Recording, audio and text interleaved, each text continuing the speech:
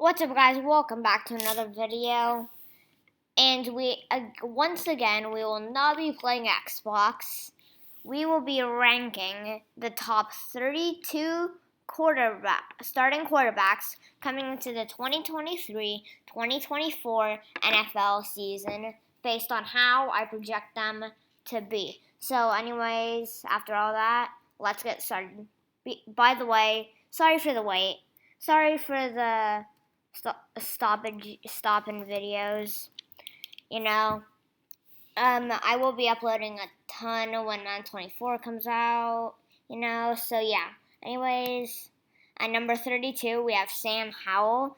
I just don't think I've seen enough of him, really. I'm just not a believer in him.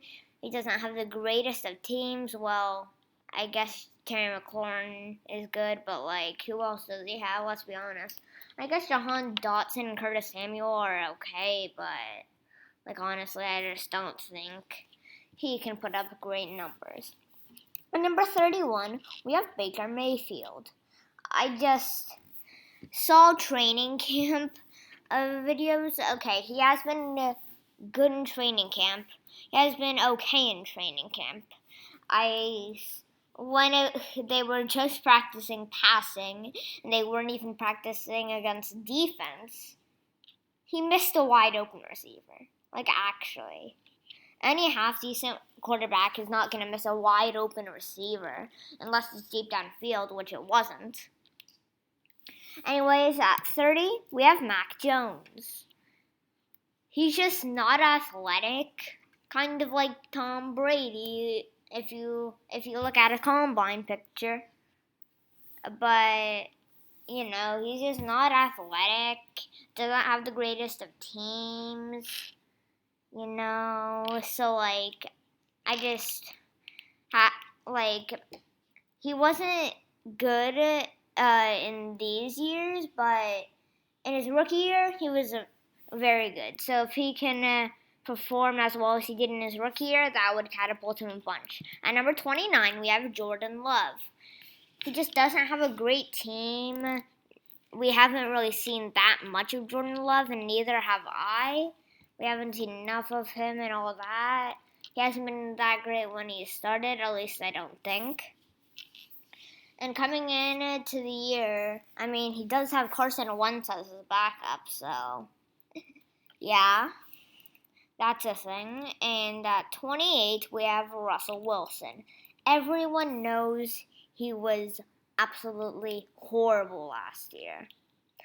Honestly, his name popped up more this year than he was as a Seahawk. Honestly, even when he won the Super Bowl, his name just pops up more because he was surprisingly horrible. And I just don't think he can do. I am kind of basing these off of what they did last season. So, quarterbacks that were passably good are still but are horrible now, are still gonna rank kind of low on this list. Yeah, but it wouldn't necessarily shock me if he went back to at least some of what he did in Seattle.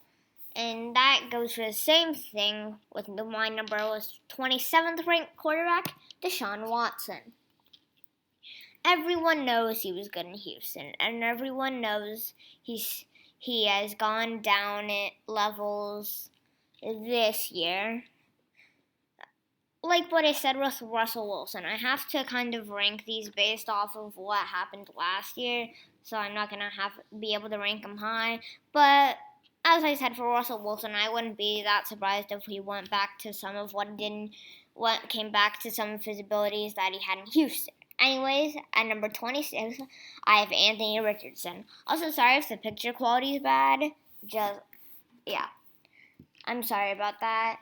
Anthony Richardson is, the only clip I saw of him was him throwing a bad incompletion, but I know there was a reason he was at number 4. But regardless, everyone's going to say he's gonna be the worst rookie starting quarterback in the league. Well, at least everyone thinks that. And yeah, So, also, sorry for my last video, it said comments, we just could not work it out. So don't be surprised if you go over there and find that there's no comments. But anyways, Anthony Richardson, doesn't only really has Michael Pitts, Quentin Nelson, Jonathan Taylor, and a bunch of clowns. So that's like it. And I think I'll be surprised if he performs better than some people, than everyone above him on this list. At number 25, we have Desmond Ridder. Oh, sorry for another bad picture quality.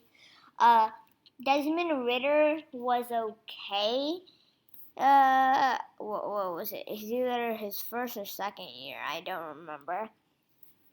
But all I know was he was okay. He led his team to technically second place in his division because the division was horrible, and I just don't think. He has decent receivers. The one that doesn't fit into the decent category is Kyle Pitts. Drake London's pretty good. Same as, we don't know about Bijan Robinson, but he was pretty good in college. If he performs worse than some quarterbacks below him, I just don't think I'll have any more faith left in him, and he'll drop to 30, 31, 32. Anyways, at 24, we have Ryan Tannehill. I know he used to be good, like some other people on this list, but all he has is DeAndre Hopkins, Derrick Henry, and as I said, for who was it? Anthony Richardson, a bunch of clowns. I just don't think he has a good supporting cast. Treylon Burks is okay, but Ryan Tannehill is getting old.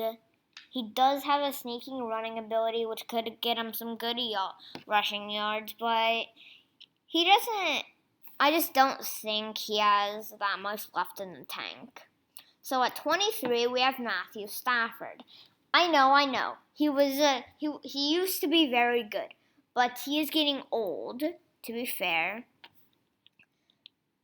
he is getting very old, but he does still have good receivers. Plus, he has a bad offense, so he's gonna have to throw the ball a lot, which is gonna, tire him down. Oh wait, he's too tough to get that tired.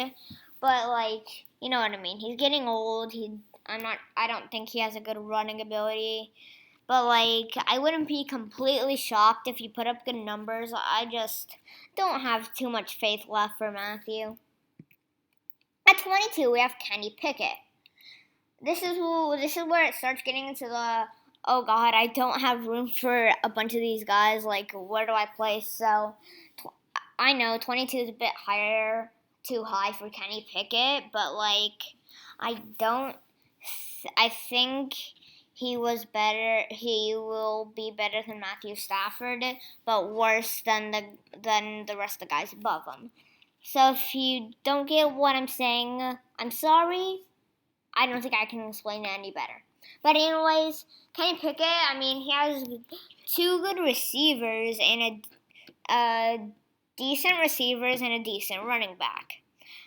I wouldn't put George Pickens in the decent category. I would say he had a better season than Deontay Johnson. Did you see his catch against the Bengals? That was crazy. If he has that kind of playmaker, I wouldn't be shocked if he put up good numbers. He does have a fairly good running ability. But he wasn't the greatest his rookie season, especially while sharing the stats with Mitchell Trubisky. But anyways, at 21, we have Jimmy Garoppolo. He has good receivers and a good running back. He has been good the past years. He's just been disrespected because he's been on very good football teams. He is getting a bit old, I think, but I think Las Vegas is going to be the year where he either stays as a star for 1 year or he falls apart and no one's going to think he's good ever again. So I think 21's a good spot to put him because I think he's better than I think he's going to be better than all the other quarterbacks below him, but worse than all the quarterbacks above him. Just like I said with my friend Kenny Pickett. And who was it? Was it also with, no, it was not with Matthew Stafford. Anyways, at 20, we have CJ Stroud. He doesn't have a good supporting cast, but he does have a great deep ball. I just think he'll be better than all of these guys below him, which is kind of, I was like scrambling around like, who do I put where, because I was running out of space. But keep in mind, this is still below the top half. So yeah, he does. I'm pretty sure he has a decent running ability, but he has thrown some bad interceptions in college, so I think 20 is a good spot for him. At 19, people are gonna scream and moan at Derek Carr. Like, I just was scrambling around, trying to find out where to put Derek Carr. I know this is a bad take, but like, I just couldn't fit him anywhere else, to be fair. But Derek Carr has put up good numbers in the past. I think he gets his final chance in New Orleans with Michael Thomas, Chris Olave. It's going to be very controversial when I saw Alvin Kamara is decent. So I'm going to get attacked if this video has comments permanently. I know that. Anyways, Derek Carr has been pretty good. He does have himself an arm, as you can see in this picture right here. Not sure if that actually is true, though. I'm just making a joke.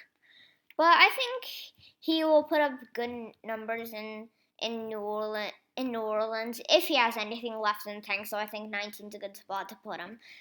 At 18, we have Bryce Young. Bryce Young was great in college. He had a great movement around in the pocket. Obviously, I don't know if he had a good running ability. He was a very good passer, I think. I didn't do that much research, I'm sorry. This is just based off of my knowledge, so I'm sorry. I think he does have good weapons, but they are getting old. Some of them are already very old, as in Hayden Hurst, Adam Thielen. I don't know what age Miles Sanders is, but yeah. So at 17, right before the halfway point, we have Jared Goff. I just, think Jared Goff had a great year last year, and he does have a great supporting cast and all that. I just think all the other guys above him are going to be better than him. So right outside the halfway point I don't think is a bad spot. At 16, we have Kyler Murray. He has a great running ability. He is decent in passing. But he doesn't have a good supporting cast. But he has the Cardinals who have the least chance of winning a Super Bowl this year. And I just don't think his team will be great, but I think Kyler will put up decent numbers. Better than the ones below him, at least. And that brings us to number 15, Justin Fields. Okay, this is way too high for Justin Fields. Everyone knows that. I just think he he is going to be better than all the guys below him on this list. Also, this looks like an NFL Jets jersey. I'm not sure what it is, so yeah. Justin Fields, great running ability. Not the greatest of supporting cast. He does have Darnell Mooney, a former 1,000-yard receiver, plus DJ Moore, the two number one receiver, is pretty good. If him, DJ Moore, Darnell Mooney, and also Cole Kmet can all stay healthy and take a step forward, I do believe he could go into the top 10. At 14, we have Daniel Jones. He came out of nowhere last year to have a pretty good year with a mid receiving core. And he does have Barkley. He does have a pretty good running ability. He was amazing last year, and I just think 14 is a good spot for Daniel Jones. At 13, we have Brock Purdy. Sorry for bad video picture quality. Number counter on the screen be number 9,999th time I've said that. But anyways, Purdy had a great year last year, especially as Mr. Irrelevant. He almost made to the Super Bowl, enough said. But I just think Brock. I'm just trying to think of what to say. I mean, he definitely doesn't deserve the top 10 because, the thing in your back of your head, Bill, is just gonna be saying, was that just a fluke? But I let what he did last year overtake me a bit, but I just couldn't put him in the top 10. Otherwise, that would not be realistic. At 12, we have Kirk Cousins. One of the most disrespected quarterbacks in the league. He had a great year last year. I mean, he did have Justin Jefferson and TJ Hawkinson, but he helped his team to complete the largest comeback in NFL history. Right? But I just think he deserves the spot right here. He's disrespected. He had a great year, and I just think he deserves the 12th spot. At number 11, we have Geno Smith. Came out of nowhere last year.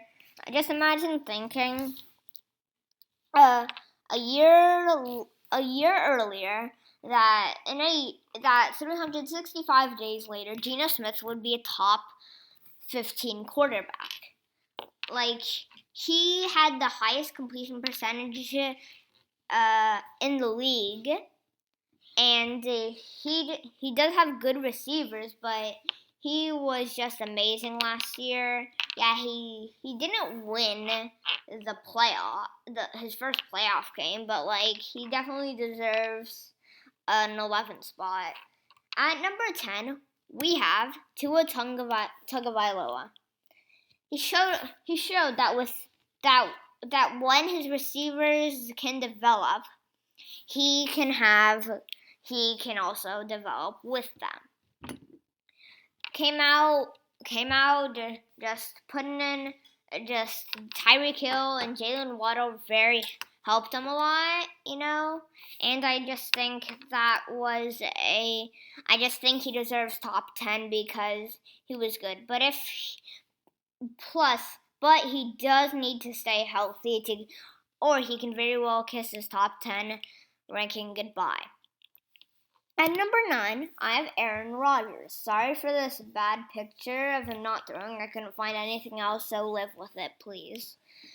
Aaron Rodgers, I think if he does not perform well in New York, he's going to become the next Deshaun Watson. A.k.a. that means he's going to be washed. That means he's washed for the rest of his career. I mean, he has Garrett Wilson and some other guys from Green Bay for chemistry. He has a great young stud running back in Breece Hall. He doesn't have the greatest of tight ends, but if he doesn't put up good numbers, he will be washed for the rest of his career. Pretty much no doubt about that. At number 8, we have Trevor Lawrence. Trevor Lawrence has a career that you want it, how you want a quarterback career exactly to go exactly. I'm struggling to find my words here, sorry. But he does have himself an arm. His receivers were pretty decent. He had a great year himself. But if he doesn't perform as well as he did last year, he can kiss his top 10 placement goodbye. At 7, we have Dak Prescott. He had a bad year. He had a very bad year last year, but he's too good of a player to have that 2 years in a row. But if I am wrong and he has a horrible year again, he will not be in the top 10. Definitely not. At number 6, we have Justin Herbert. He is extremely good to his favor. In his favor, I mean. He's extremely good. Great receivers. Good running back. Actually, a good catching back too. He has led a good team. I just think everyone that I put above him has been better. And number 5, would you believe that 365 days ago we would have Jalen Hurts? Only in his second year, he shows when his receivers develop just like Tua, he can be great. He just had an amazing year. A.J. Brown, Devontae Smith doing their thing. Even with not a great receiver, he was able to connect on a bomb with him, also known as Quez Watkins. Watkins was wide open. Touchdown. Just redoing the commentary. Hopefully that isn't copyright. Anyways, he was able to connect with the mid receiver through a bomb in the air. So I think it's self-explanatory, to be honest. Number 4, we have Lamar Jackson. If he can stay healthy, he's a former NFL MVP. We'll start with that. He has the best team around him that he's had throughout his entire career. Plus, he is a very good runner of the football. If he can stay healthy, along with all his other good receivers and tight end, to be fair, I think he could really be up there for the MVP. At 3, we have Joe Burrow. Joe Burrow was in the Super Bowl once, but he hasn't won it. But he made it to the Super Bowl. Plus, he's a great passer of the football. He has a decent running ability. And I just think he definitely deserves number 3. At number 2, we have Josh Allen. It's Josh Allen with a great running ability. He literally didn't hurdle. Antonio Brown of the Steelers, I'm pretty sure that's Antonio Brown at the punt return, couldn't say that. Hurdles, kicks a man. Yeah, anyways, he's a great passer of the football. He has himself an arm. I wouldn't be surprised if he was up there for the MVP. Just like Joe Burrow. But at number 1, if you come to a video like this and don't think Patrick Mahomes is going to be number 1, you need to seek help ASAP. It's Patrick Mahomes. Did you not see what he did? He won the MVP. He won the Super Bowl and he won Super Bowl MVP. He is a crazy passer of the football. He is literally the best improviser quarterback of all time. Like, he got tripped up, fell, was diving, and then he threw the ball while he was falling down. It was incomplete, but like, enough said. That was amazing. That was an amazing skill. And that is gonna wrap it up. Don't forget to like and subscribe. Thank you guys for watching. Hope you guys enjoyed it. There might be comments, probably not, but if there is, be sure to rate my takes 1 to 10. 1 being trash and 10 being that was the best. Those are the best picks I've ever seen. Well, thank you guys for watching, and peace.